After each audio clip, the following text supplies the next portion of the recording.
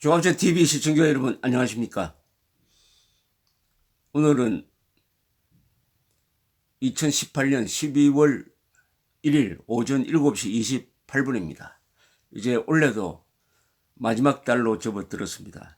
한국 시간으로 오늘 새벽에 있었던 문재인 대통령과 도널드 트럼프 대통령의 약식 정상회담, 즉 G20 회의가 정상회의가 열리는 아르헨티나 부에노스아이레스의 코스타 살게로 센터 내 회담장에서 참모 없이 통역만 참석한 30분간의 회담이 있었고, 발표문이 나왔는데 발표문에 김정은이가 신경질 낼 만한 내용이 들어갔습니다. 즉 북한이 완전한 비핵화를 하기 전에는 대북 제재 유지한다.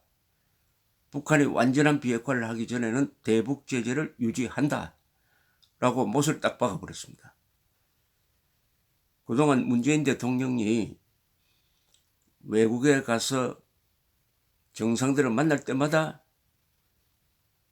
북한에 대한 대북 제재를 완화해달라는 요청을 해왔는데, 트럼프 대통령, 이 사나운 트럼프 대통령을 만난 자리에서는 이런 합의가 나오고 말았습니다. 물론 김정은의 서울 답방을 환영한다는 내용은 마지막에 들어갔습니다. 별로 비중 있게 다루어지지 않았습니다. 더구나 트럼프 대통령이 별도로 아베 수상과 일본 수상과 만나서 낸 발표문에도 한국이 들어갔습니다. 한국 등 국제사회와 협력해가지고 미국과 일본은 비핵화가 완성될 때까지 북한에 대한 제재를 유지하기로 했다. 이렇게 또 한국을 끌어들였습니다. 이것은 뭐냐면은 그동안 한국이 별도로 대북 지원을 한다든지 한미 동맹 관계가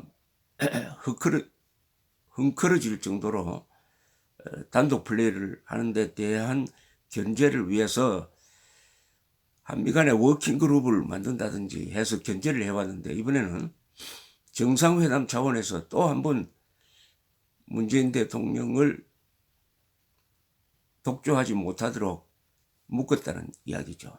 그러나 친여 성향의 한국 언론은 미국이 김정은의 서울 답방을 야기했다라고 평가하면서 또 분위기를 띄울 것이 틀림없습니다만은, 과연 이 정상회담 결과를 보고 김정은이가 서울에 오고 싶은 마음이 생기겠는지 미지수입니다. 김정은은 지금 이번 겨울을 어떻게 견디느냐 하는 게 고민입니다. 대북 제재는 풀리지 않고 있습니다. 그리고 북한의 경제 상황은 더 나빠지고 있습니다. 마이너스 성장으로 가고 있습니다. 세계에서 올해 마이너스 성장하는 나라가 4나라입니다. 4나라 중에 하나가 북한 노동당 정권이죠. 우선 트럼프 문재인 회담에 대한 윤영찬 국민소통수석의 브리핑 전문을 먼저 소개를 해드리겠습니다.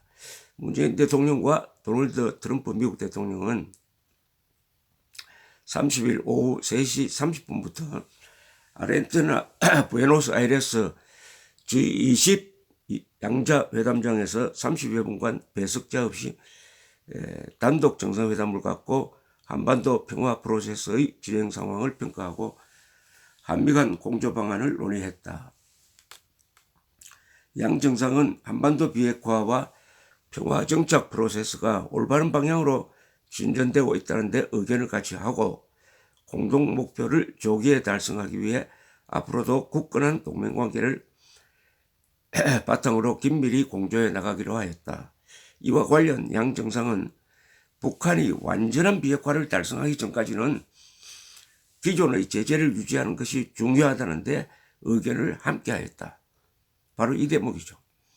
문 대통령은 트럼프 대통령의 탁월한 지도력과 과감한 결단력이 지금까지의 진정과 성과를 이루어내는데 결정적인 역할을 했다고 높이 평가했다. 트럼프 대통령도 문 대통령이 특히 군사적 긴장 완화를 통해 한반도 비핵화를 위한 우호적 환경 조성에 주도적 역할을 해온 것을 높이 평가하였다. 트럼프 대통령은 내년 초 2차 북미 정상회담을 개최하겠다는 의지를 재확인하면서 자기 회담이 한반도의 비핵화 과정을 위한 또 다른 역사적인 이정표가 될 수 있도록 한미가 긴밀히 협력해 나가자고 하였다. 여기도 뭐 한반도 평화정착이라든지 한반도의 비핵화라든지 하는 말이 빠져버렸습니다. 이것은 트럼프 대통령이 주도한 회담이 되었다는 그죠. 왜냐하면 다음에 미국과 북한 정상회담이 이루어질 경우에도 비핵화가 주제가 된다. 북한의 핵 폐기가 주제가 된다. 여기 한반도의 비핵화라는 말을 쓰긴 썼군요. 자기 회담에 한반도의 비핵화 과정이라고 했는데 미국은 한반도의 비핵화를 북한의 비핵화로 이해합니다. 우리하고는 조금 달라요. 그러니까 북한은 한반도의 비핵화라고 해놓고 사실상 한미동맹 해체를 의미하는 쪽으로 끌고 가지만은 한국과 만날 때는 미국은 이것을 북한의 비핵화로 그냥 해석해 버립니다. 그런 의미에서의 한반도 비핵화 과정이라고 했습니다. 이어서 이와 관련 양 정상은 김정은 위원장의 서울 방문이 한반도 평화 정착을 위한 공동의 노력에 추가적인 모멘텀을 제공할 것이라는 점에 의견을 같이 하였다. 이게 맨 마지막에 들어왔습니다. 대북 제재 유지는 앞에 들어가고, 그러니까 앞에 더 방점이 찍혔다. 뒤는 의례적인데 문재인 대통령이 이 트럼프 대통령과 이 합의를 북한에 던지면서 약속대로 연내 서울로 오라 이렇게 아마 북한을 압박할 것이라고 생각이 듭니다. 압박 내지 간청할 것이라고 생각이 드는데요. 자, 트럼프하고 일본 아베 수상 사이에서 오늘 정상적인 정상회담을 했습니다. 정상회담을 부에노스 아이레스에서 하고 발표한 성명서에는 이런 대목이 있습니다. 두 나라 정상은 북한의 비핵화 약속이 이행될 때까지 한국 등 국제사회와 협력하여 북한에 대한 압박을 유지하기로 했다고 샌더스 대변인이 밝혔습니다. 여기에 아주 어색하게도 한국을 끌어들였어요. 한국 등 국제사회와 협력한다. 즉 한국이 독자적으로 북한에 대한 대북 제재 완화를 해서는 안 된다는 것을 여기서 또 못을 박았습니다. 문재인 대통령은 혹 때리다가 혹을 붙인 격이 되었습니다. 지금 김정은이 바라는 1순위는 종전선언도 아닙니다. 대북 경제 제재 완화입니다. 왜냐하면 이게 발등의 불입니다. 지난 1년 동안 김정은이가 돌아다니면서 북한 주민들에게 하나의 환상을 심어준 게 있다고 생각합니다.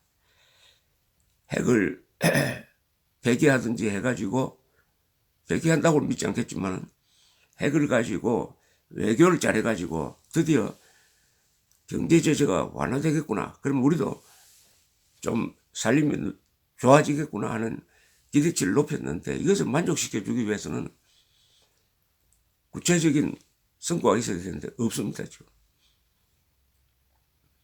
한국도 약속대로 북한을 도와줄 수가 없게 손이 묶여버리고 말았습니다. 더구나 서울을 답방할 때 과연 북한 주민들에게 남조선 인민들이 열렬하게 장군님을 환영했다는 그런 그림을 보여줘야 되는데 문재인 정권이 과연 그걸 조직할 수 있겠습니까?